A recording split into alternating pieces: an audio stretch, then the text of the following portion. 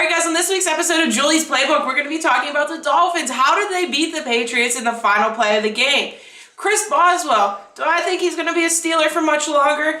And of course, there are a few key name running backs that are on the injury report for this week. Who's going to play? Who's not? All that and more when Julie's Playbook starts now.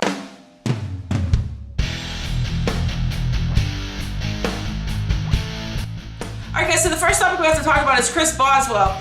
Of course, everybody has seen he's had a less than impressive season. He's only made slightly over 62% of his field goals. But here's the thing, last offseason the Steelers signed him through the 2023 season. That's a 5-year deal. It's going to be kind of hard to cut somebody that you signed for 5 years. However, it's going to be kind of hard to keep somebody that can't do his job. The Steelers announced on Tuesday that they are going to exercise the option to bring in some new kickers and work them out and see what happens. I don't think Boswell's future with the Steelers is going to last through the 2023 season. Alright guys, so the next topic we have to talk about is James Conner. Of course, everybody knows last week he was held out with that ankle injury. This week, coach says, well, it's up to him if he wants to play, so I look for number 30 to suit up against the Patriots this Sunday. Alright guys, so the next topic we have to talk about is those Redskins quarterbacks. Mark Sanchez put up 38 yards with 6 for 14, 2 interceptions, and 5 sacks. Coach said no more of that, pulled him, put Josh Johnson in. Josh Johnson throws his first pass since 2011.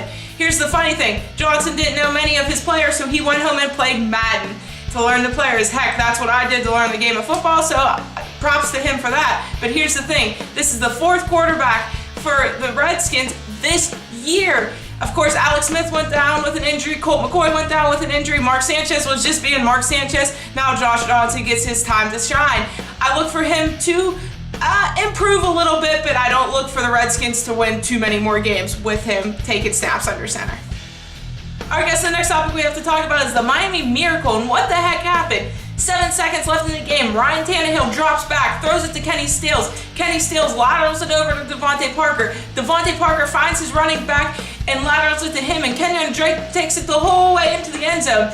He burns Rob Gronkowski, and a lot of people are questioning why was Rob Gronkowski in on defense. Well, I don't know the answer to that, but I think Bill Belichick thought that the Dolphins were going to throw a Hail Mary, and Rob Gronkowski's a big body that likes to catch the ball. However, Belichick, it didn't really work out for him this well because Rob Gronkowski got burnt and the Dolphins win 34-33. Alright guys, so we're going to start a new segment. As you see, there's an empty set behind me, so I'll call it 5 Wide, where I take 5 questions every week and I'll answer them on the fly. Of course, I want you to send me your questions and I'll answer them.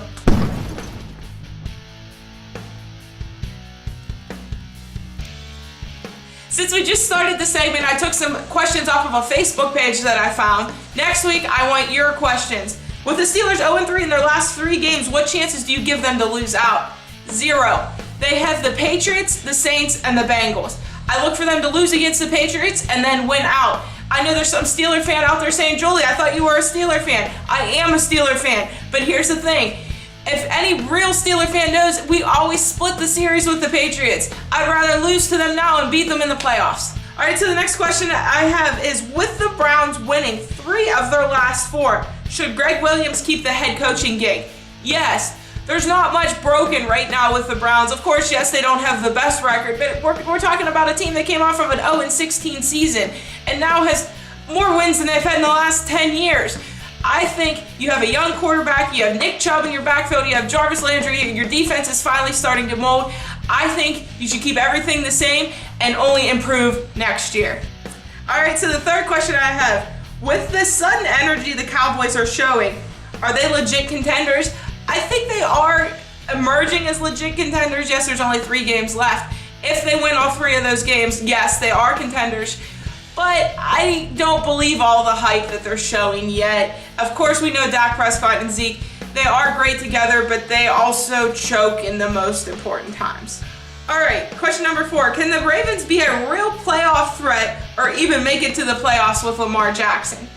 I don't think they're a threat, but I do look for them to make the playoffs. I'm a big fan of Lamar Jackson. For those of you who listened to Julie's Playbook when it was on WPPJ, I wanted the Steelers to pick up Lamar Jackson, and I do think Lamar Jackson has a fair race for Rookie of the Year. And of course, I know he hasn't played the full season, but He's showing numbers that not many rookie quarterbacks have put out. I look for him to be in the race for Rookie of the Year, and I look for him to take his team to the playoffs, but of course he's going to have to beat the Steelers to go any further, and I don't think that's going to happen.